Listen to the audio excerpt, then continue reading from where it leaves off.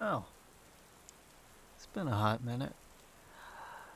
It's been a hot minute. Probably, a few months since I've streamed, since I've made anything. Any kind of content.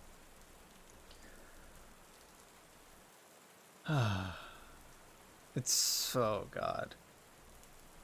March 31st, 2023. It's almost 2:30 in the morning.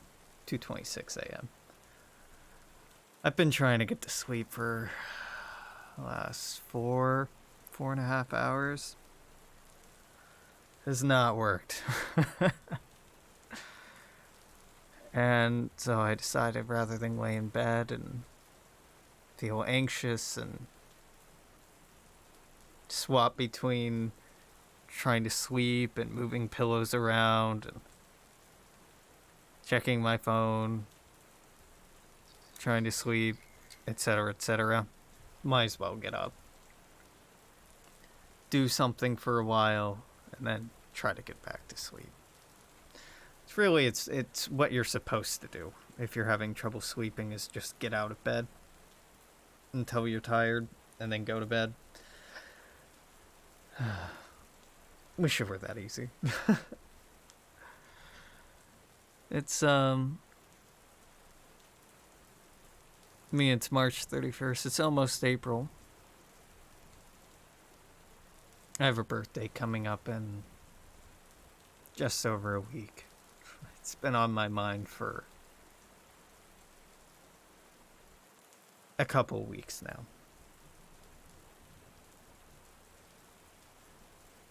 Never really a huge fan of my birthday, of celebrating it. I haven't really enjoyed doing that since I was a kid.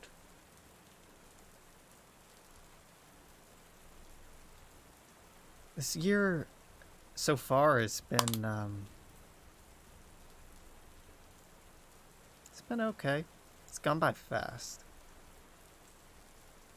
And I hope it slows down significantly.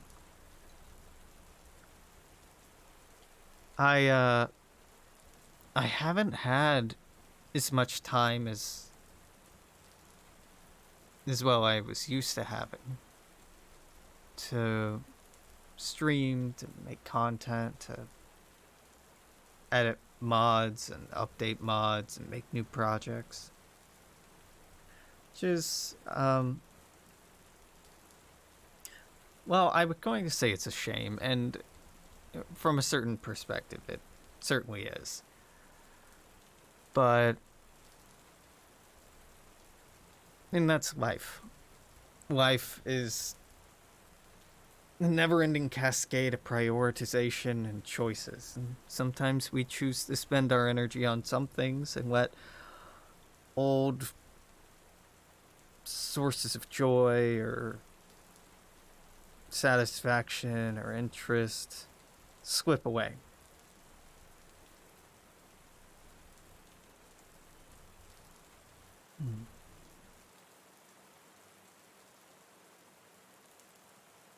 I can't remember the last time I did one of these. It's been a while.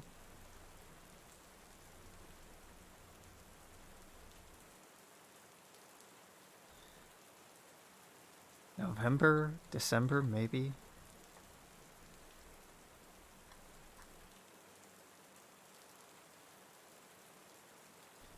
I'd run you through an exhaustive update of what's been going on in my life, but it's been very routine, very repetitive.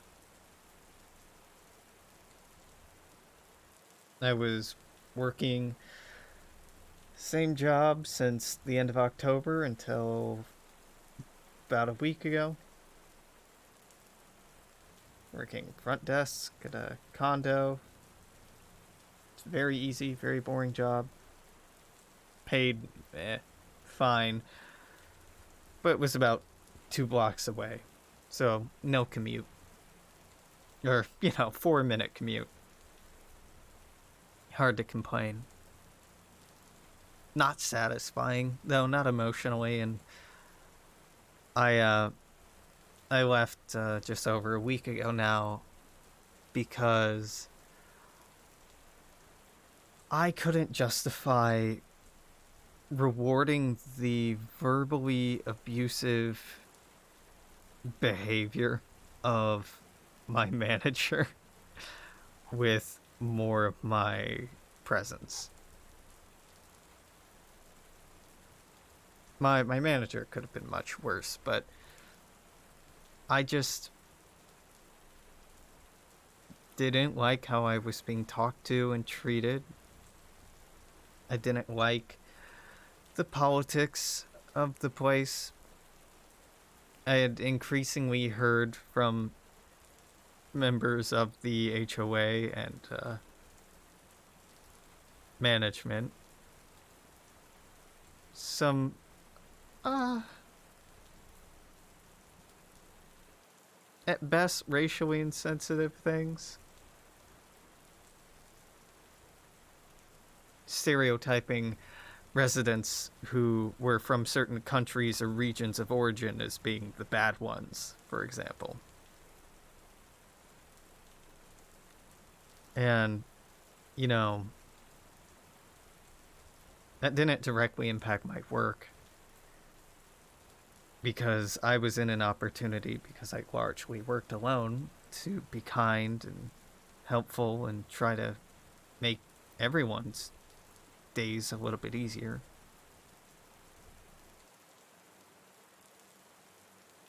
But nitpicking and verbal abuse and constantly changing reprioritization and um,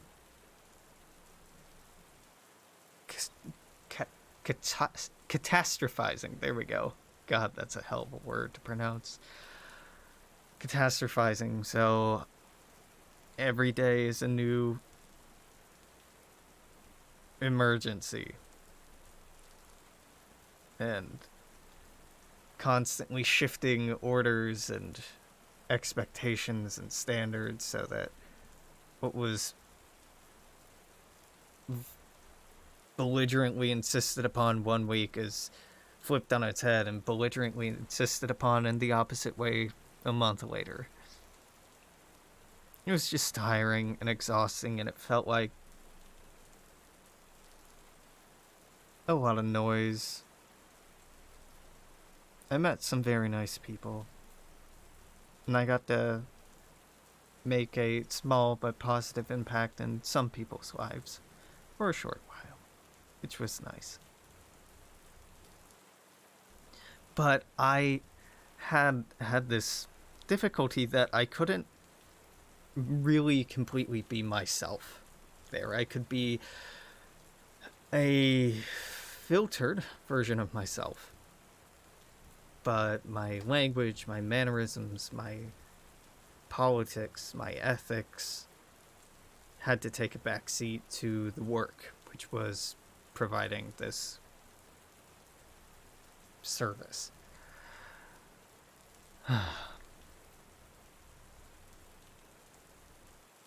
So I'm not heartbroken to have walked away from that. Not at all. I am discouraged looking for work again, because who loves doing that? It's an opportunity to reassess priorities, to reflect on what I want, what I need, what I value, and try to secure more of those things for myself. But, you know, it's a hard thing to look at as an opportunity. When it wasn't something I did out of this is a constructive move, it was a I'm tired of your bullshit kind of move. I have been dating someone since November?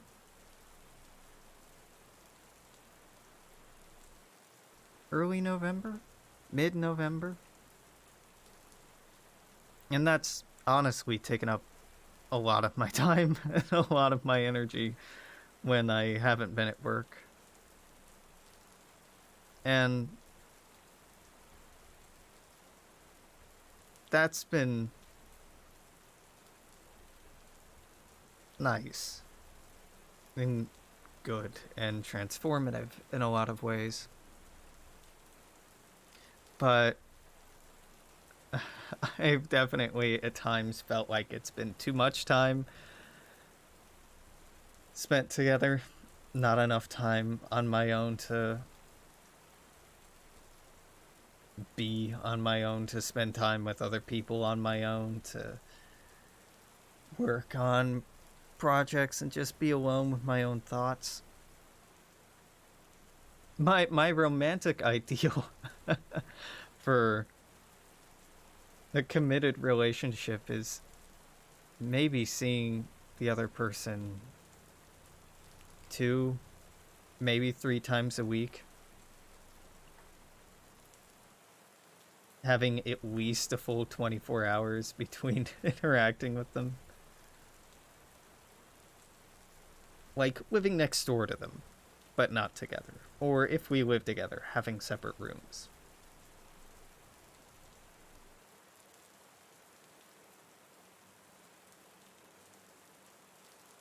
Because I really value my sense of independence, my sense of self-reliance, my comfort in being alone. And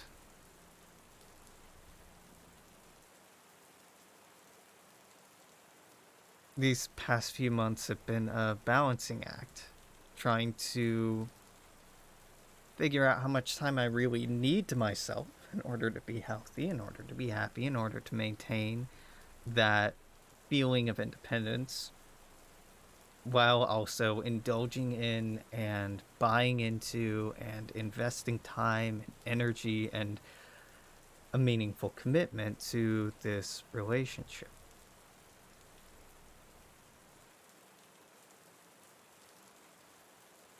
I don't think there's ever a perfect balance as far as that goes.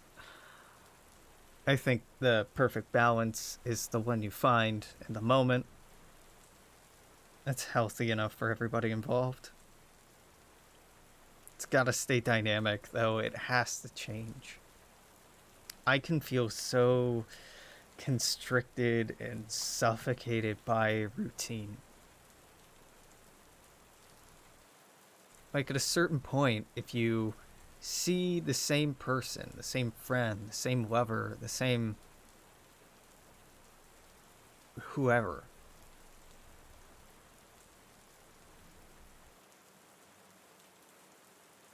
in the same way, on the same day, at the same time, week after week after week, it becomes routine and mundane. And that can be comfortable, that can be comforting, that can provide a sense of security and familiarity.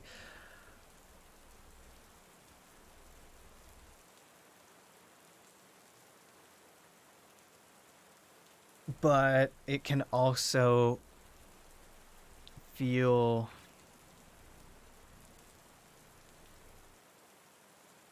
hard to imagine outside of that routine when you're in it, outside of that reality when you're in it.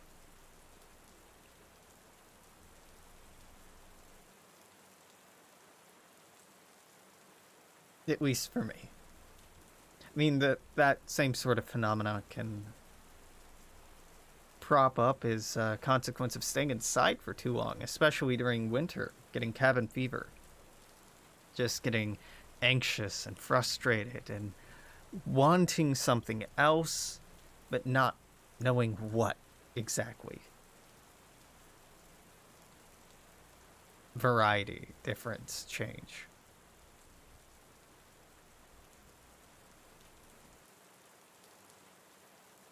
And I have, for quite some time, I've been feeling like I've been neglecting my other relationships. I haven't been playing games online with friends very often at all, or in person. I haven't been working on game design things as much as I would like. I haven't been talking to my family as frequently. I've had been dating two people in November. One I'd been dating, just starting in November, and one I'd been dating for over a year at that point, and it just petered out.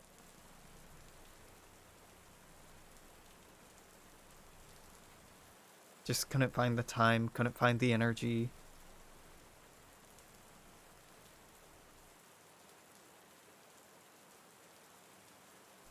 But the shitty thing is, and this is a reality that's bothered me since I was a teenager, is that, you can say, oh, I just don't have time, I just don't have energy, but what you're really saying is, I'm not prioritizing this. I'm not prioritizing you. I'm not prioritizing our time together. I'm not prioritizing spending energy or time on you. Because it's a much less comfortable way to look at it. But especially if you're on the other end of it, if you're feeling ignored, if you're feeling neglected, if you're feeling put off, like you're the one constantly reaching out to other people, constantly the one making your relationships happen. Or if you're reaching out and you're getting a lot of rain checks or maybes or no's or rescheduling, it can really, really wreak havoc on your security, your self-esteem.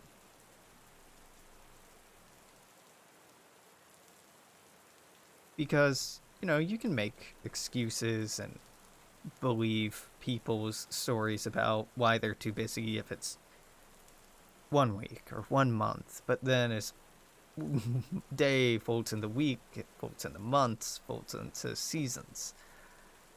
And these things happen over and over and over again. It's not a fluke. It's the new norm.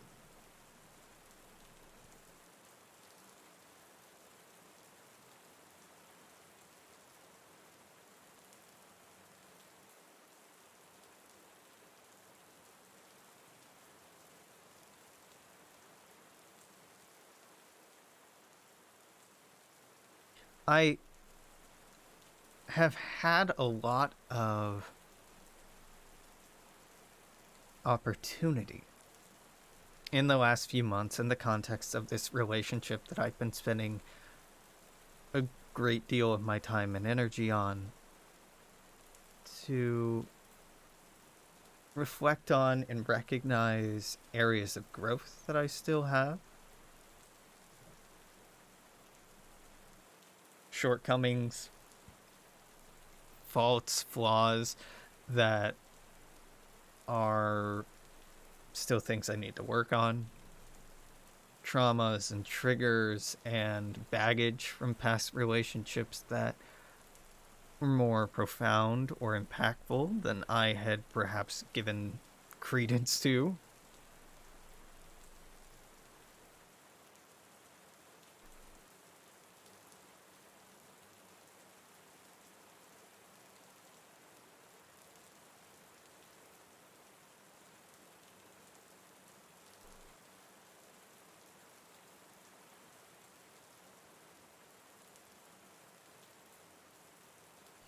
It's it's always for me been a source of difficulty looking at a relationship that I'm in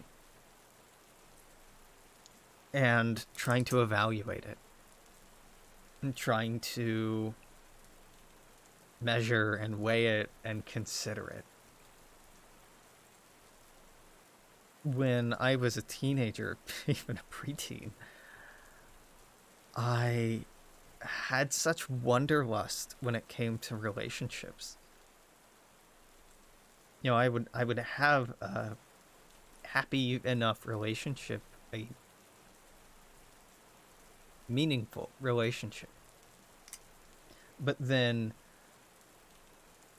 doubt and wonder and curiosity would poke, prod, and go, well, you know, this is nice, but it could be better.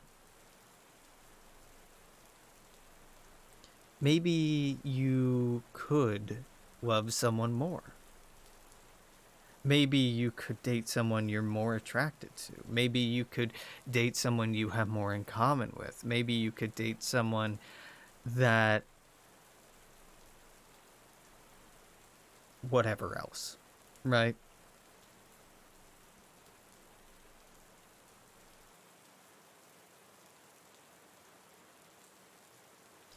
The very monogamistic way I was brought up culturally and religiously to buy into this sense that you have one partner and that's it, and you have to perfectly fulfill one another in every way.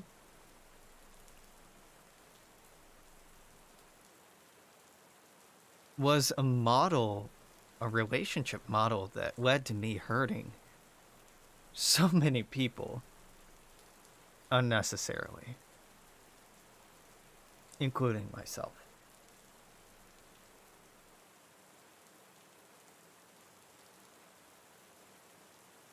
It's still difficult dating now, and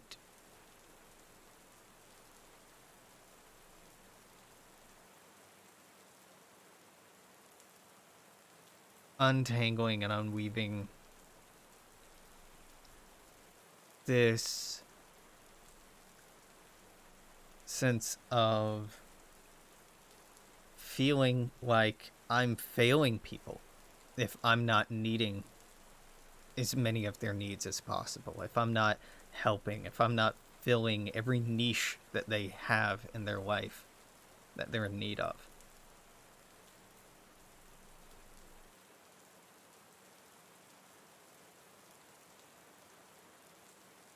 And feeling guilty when I'm considerate of or aware of or confronted with the areas in which they don't satisfy me.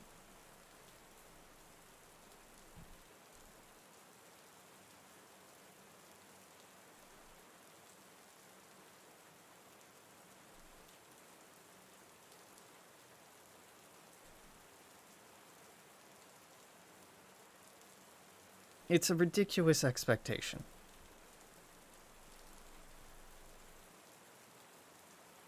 that you should mutually, completely fulfill one another.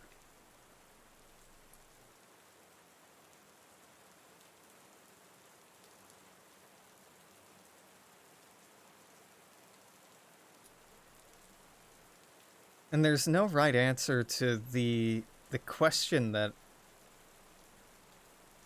I so often fall to when thinking about relationships, which is what is enough? What is good enough? When is someone good enough to be my friend? When is someone good enough to be a partner? What qualities does a person need to demonstrate in order for me to open up, in order for me to be vulnerable, in order for me to invest time and dedication and whatever else? Because, you know, as much as I would like to be authentic and meaningful and vulnerable with everyone that I encounter. As much as I would like to pretend that that's a possibility, it isn't. Absolutely is not.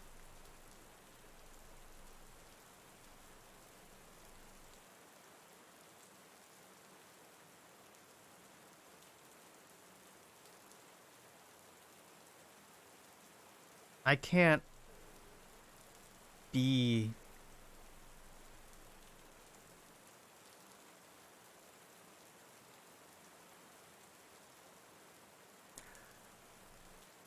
maybe can't is the wrong word. I don't want to be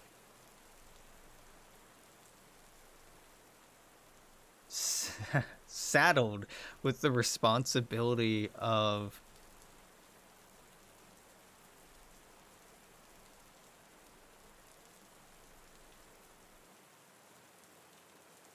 the welfare of another human being. Not on my own. Because I don't feel capable of it. I don't feel capable of it.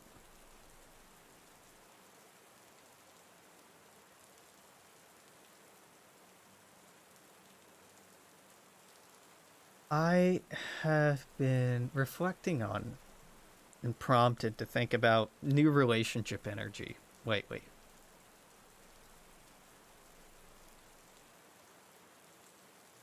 And it's not as heartbreaking to me as it was when I was younger.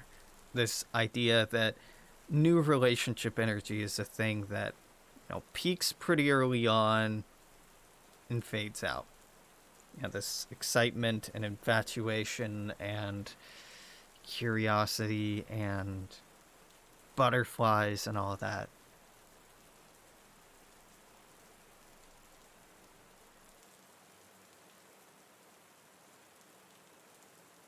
Because you get to know someone. You get to better understand someone. Their flaws, their shortcomings. And, their excellences and beauties too. But the mystery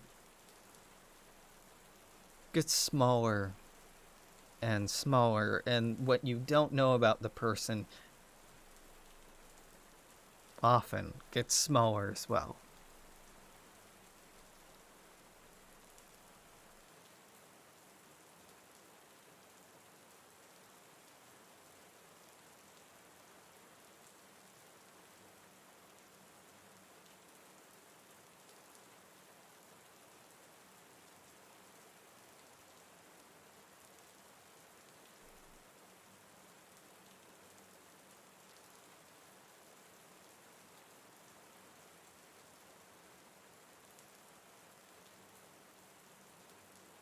I've had relationships that when new relationship energy started petering out, it just stopped on a dime. Stopped talking, maybe message like once a year in passing, and that's about it. I've had new relationship energy fall aside and more complex relationships grow out of that.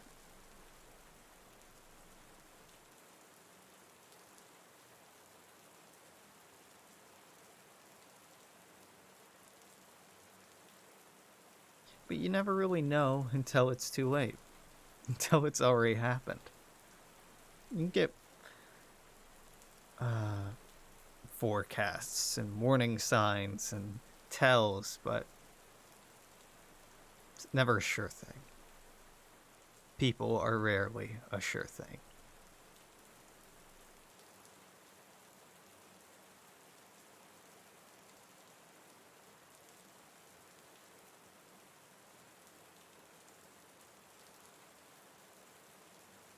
Part of me wants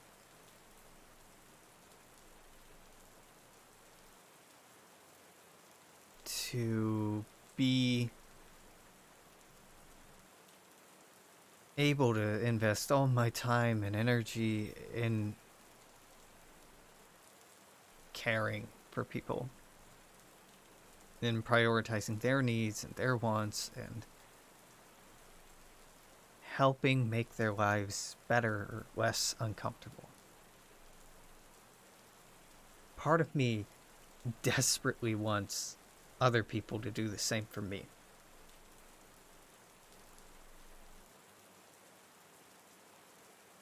I worry that I can't do it for myself.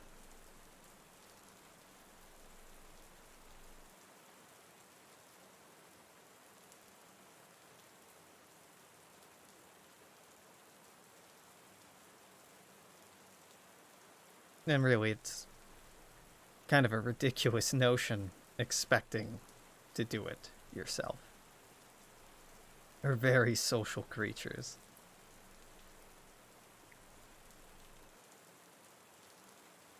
Community and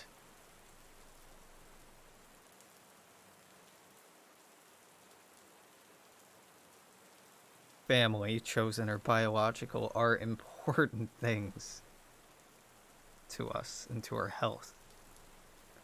Important to our survival and longevity and well-being.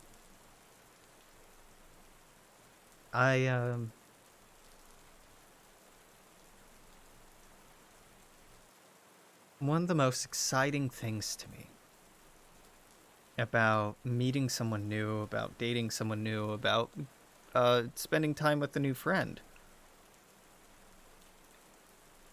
is the way that exploring that relationship and exploring this other person's life makes the world a bigger place. It exposes me to new people who are in their life, their community, new ideas, new values, new perspectives, new joys.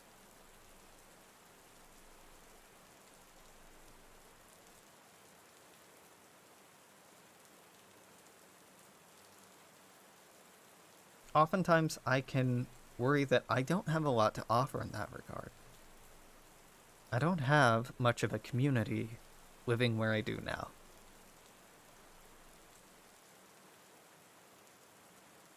Mine is scattered across the country and growing less familiar by the day.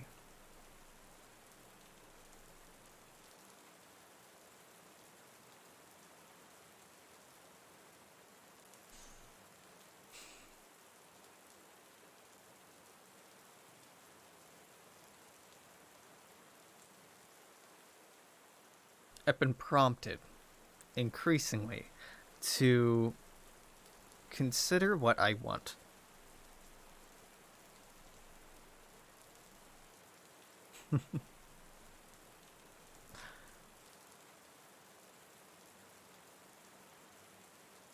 I've never been very good with that.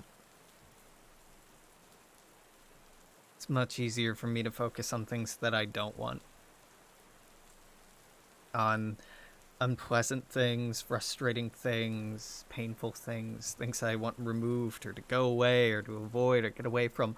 But thinking about things that I want, things that I would will into existence, has always been more difficult for me.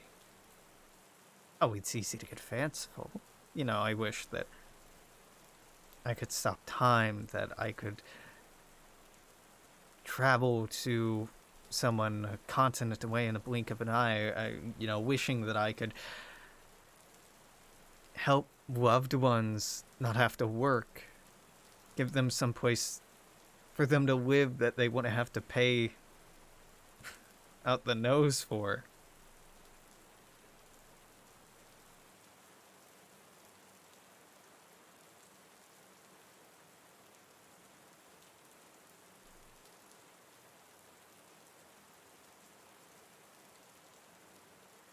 But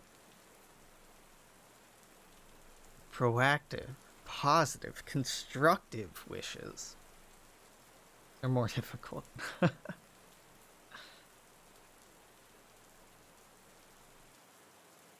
I don't really want to go get.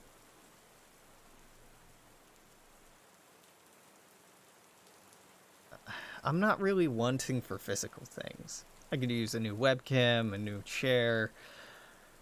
Wouldn't mind a new apartment. I could definitely use a new stove or refrigerator. I'd love to have my own washing machine, dryer, dishwasher. Because it does feel like I'm living in the mid 20th century sometimes, where I'm living. I want time and space to just be quiet and be alone, to listen to the tide, to watch clouds, stars. Go on walks and take pictures and think and feel. I want to be able to bring people home and help them feel comfortable and safe and provide a warm, happy atmosphere for them. Not like saccharine, but, comfortable.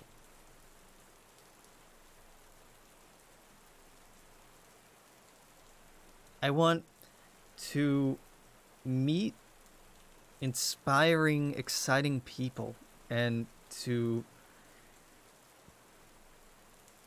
have that kind of expanded worldview experience more often.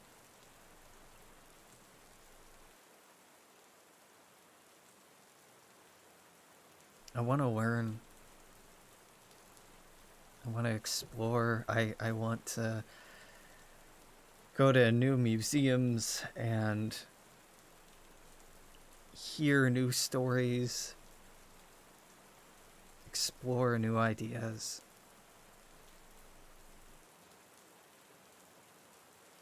And I want, to help people around me.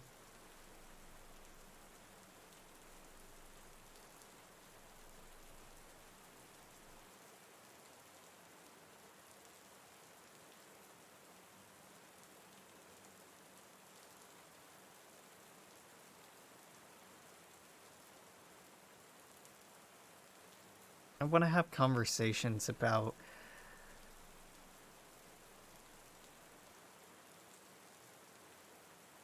complicated and in-depth things without feeling like I have to explain the concept, without having to do all the work of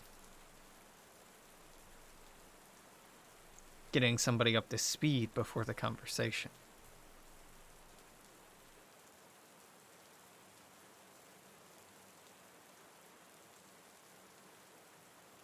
I want to learn how to be a more effective communicator, the healthier version of myself. I want to have a more consistent, healthy diet. I want to find a way to work out that doesn't exhaust me. I want all kinds of aesthetic changes. I want the time to find clothes I really like that I feel fit me as a person and aren't just comfortable and safe. I want to be able to express and represent myself as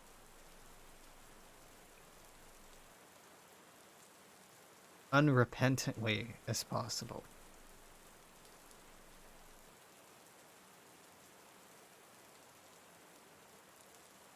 It's so difficult to think about what I want because all of these things come with a price tag.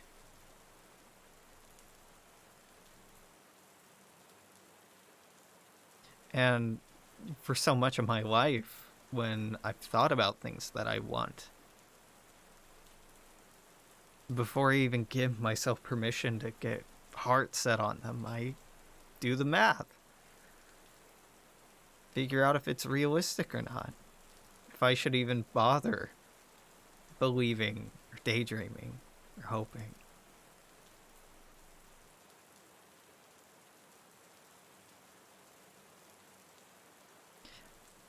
It's a big, beautiful, magnificent world, but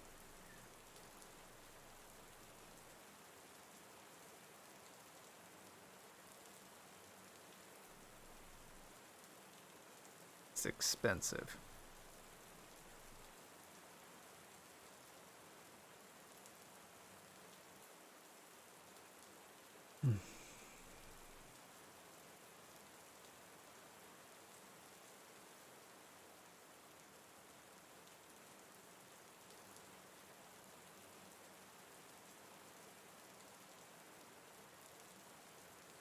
I haven't been playing anything this year so far that's really inspired me. Been playing Stellaris, which has been uh, off and on enjoyable.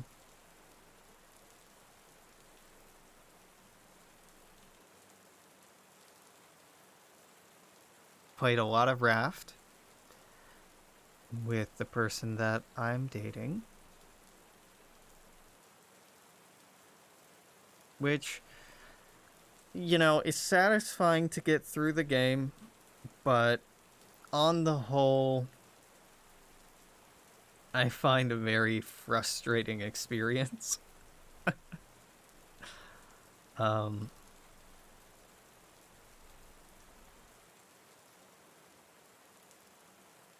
and I don't think I really enjoy it that much. I love cooperatively surviving and building and designing and collaborating. I love exploring together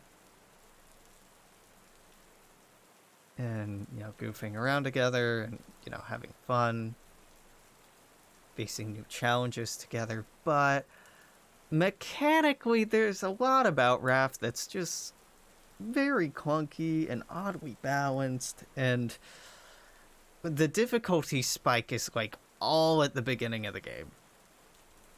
Then once you automate some things and reinforce your Raft, almost all that goes away. And then there's a difficulty spike at the end of the game because of the bosses that you have to fight and the kind of ridiculous shitty balance, both in terms of like level design and encounter design that those have. I just found them really not enjoyable. We started on a hard mode playthrough, and my understanding of hard mode was that the survival needs were harder, and like you dealt less damage, you had less HP, enemies dealt more damage, had more HP, all the classic hallmarks of a hard mode that don't really make the game any better, just like make it more frustrating. And that was there, but also like inexplicably, when you kill the main enemy, the shark that attacks your boat, there's a certain percentage chance that when it respawns, there's 2 instead of 1, and apparently that can happen up to 4 times, so that you have 5 sharks, and each of those sharks then stays around permanently. Like, okay, if I knew that going in, it'd be kind of an interesting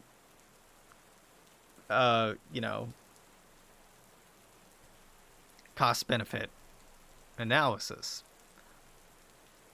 But I didn't know that going in, and so I was just frustrated the first time we were playing it because these fucking sharks were attacking the boat and I couldn't kill both of them, and getting both of their deaths to sync up so that that would give time to then like explore underwater and get materials you can only get underwater was increasingly difficult. And it just felt like we were hemorrhaging resources, not really stabilizing, and that wasn't getting any better. And I'm like, I am not having fun. I need to stop.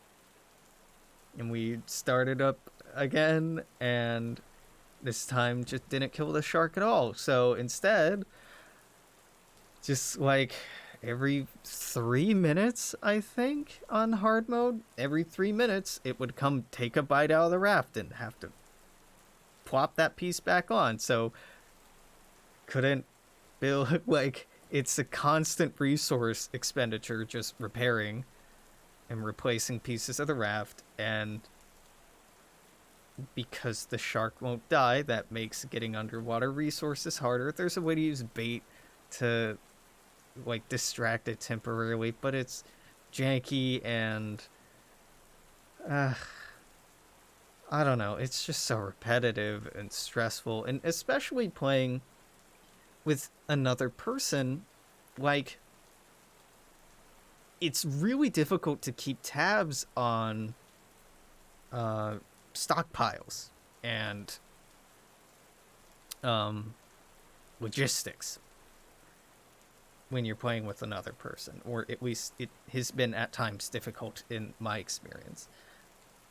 Like, when your roles differentiate and one person becomes responsible for, say, fishing, and another person responsible for, like, fishing up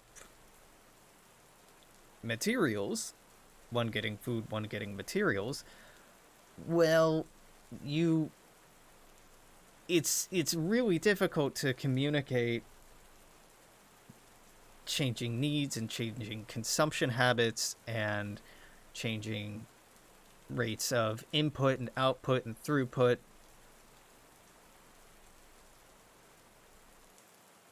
Unless that's all you're talking about, which just, it's so fucking repetitive.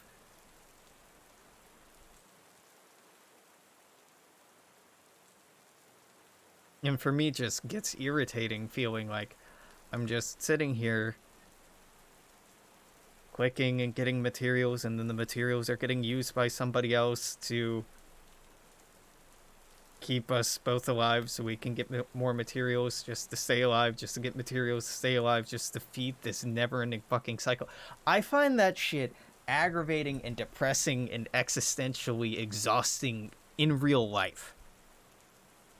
Like, the notion that I have to go to sleep so I can wake up, so I can eat, so I can live, so I can go to sleep, so I can wake up, so I can eat, etc., etc., etc., makes me want to not do any of that. Makes me want to just blink out of existence and not participate. The notion of having to get up and work and come home and then get ready to work again the next day for 60% of my life, 80% of my life, 90% of my life, makes me want to die. Like, so having a game effectively simulate that kind of loop, survival loop, I guess, it's not bad at emulating that loop, but there's no, the reward in the reward loop isn't really there. So, like, the dopamine hit that video games so often are aimed to do isn't really there. And, like, in games, that's something I really enjoy. Like, even in, say, a survival game like The Forest, or one of the Bethesda titles with the survival mode on, or, you know, oh my god, my brain is melting. Subnautica. Subnautica is a great example. Subnautica is just such a good parallel example of like, you need food, you need water, you have to explore, you have to get resources, and because you're exploring, there's always new places to go and things that you wanted to check out and ways that you are experimenting with improving and surviving. In Raft, it's all procedurally generated, so you can't really explore. You can move your raft around a little by paddling or installing a sail or an engine, and eventually you can like go to specific coordinates and explore pre-made specific islands. But by and large, it's all procedurally generated islands, which are repetitive and kind of soulless because they're just cookie cutter, or hand designed story islands, which are honestly, there's a couple that are pretty good, like Caravan Island and oh god, the one with the fucking robots. Those two, pretty fun, interesting. The rest kind of suck. Various degrees of bad.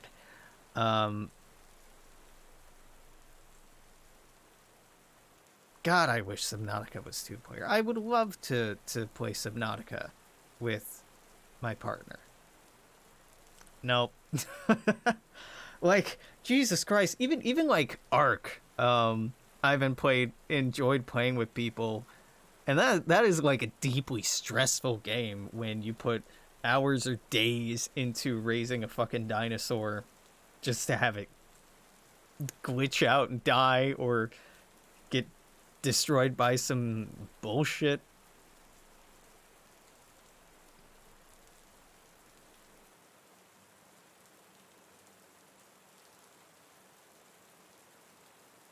Yeah, no, just something about the dopamine or serotonin ain't hitting right with Raft's gameplay loop. The crafting is really fun, though. The crafting part is like really fucking satisfying.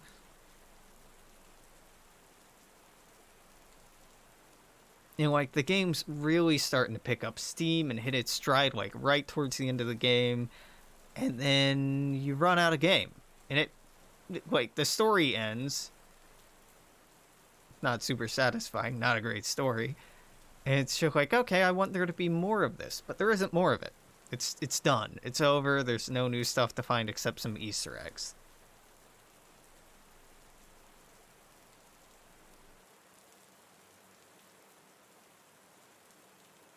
Which, you know, every story, every game's got to end eventually, but like, hot damn. what a buzzkill. I've been playing a little Age Mythology this week, but just nostalgically. Been really enjoying so many sci-fi shows. The Bad Batch has been spectacular. I never thought, really did not think I'd be getting into Star Wars media after the age of 18. I'm kind of done with Star Wars by the time I got into high school. So it's been really nice, like, more politically intelligent, emotionally intelligent, interesting, well-written media being made.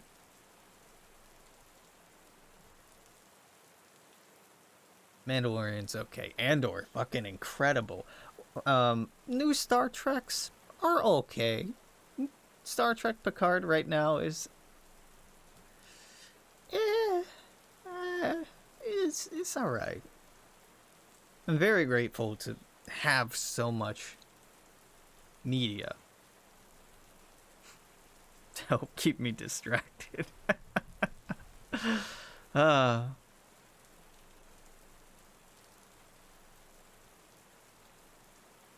I'm not doing terribly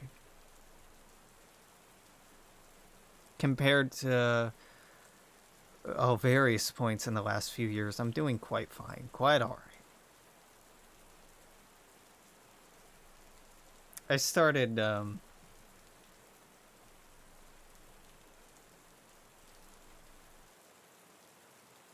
new medication in January. January, I think. And I've been really excited about it. I think I've talked before about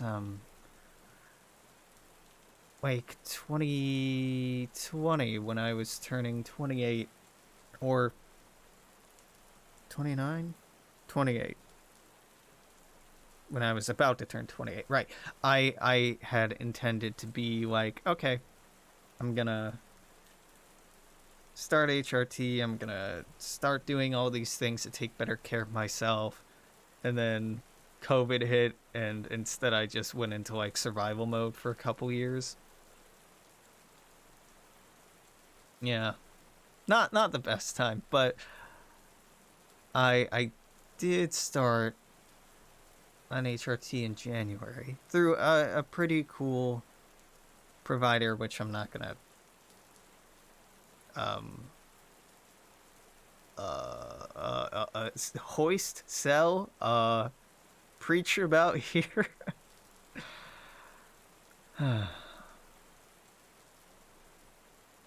And you know, that's been a whole fucking thing, like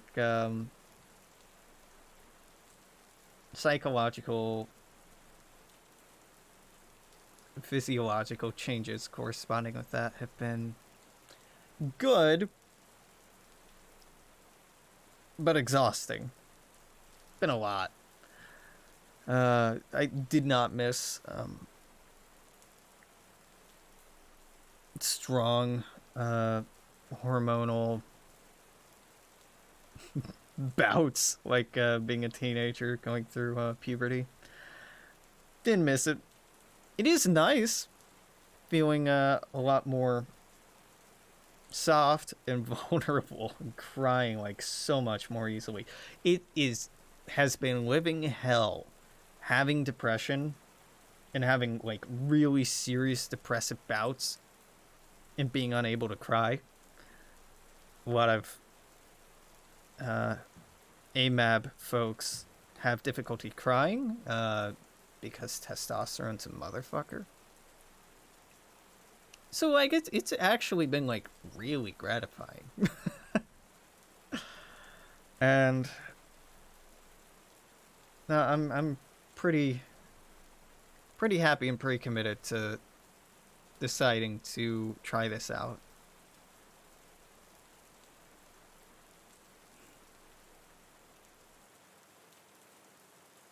I don't really know what to wrap up with. It's almost been an hour and I should cut myself off and try to get some sleep. But I don't know what I am doing next. I don't know what I'm going to try to do next. I don't know what comes next. I've been talking with my partner for a few months about us moving in together, but they lost their job in January and I quit mine a week ago, so maybe not.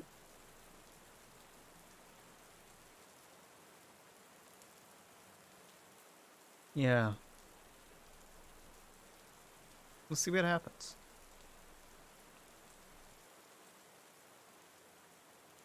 I'm looking forward to it being spring. Cherry blossoms are kicking off. It's not a bad time to be alive. Well, I mean, like politically and economically, it's it's kind of fucking exhausting and terrifying time to be alive. But I'm trying to end this on an optimistic note, so we're gonna do that. We're gonna do that. Until next time, I'm gonna say, take care, toodaloo, and I'll see you then. Bye bye.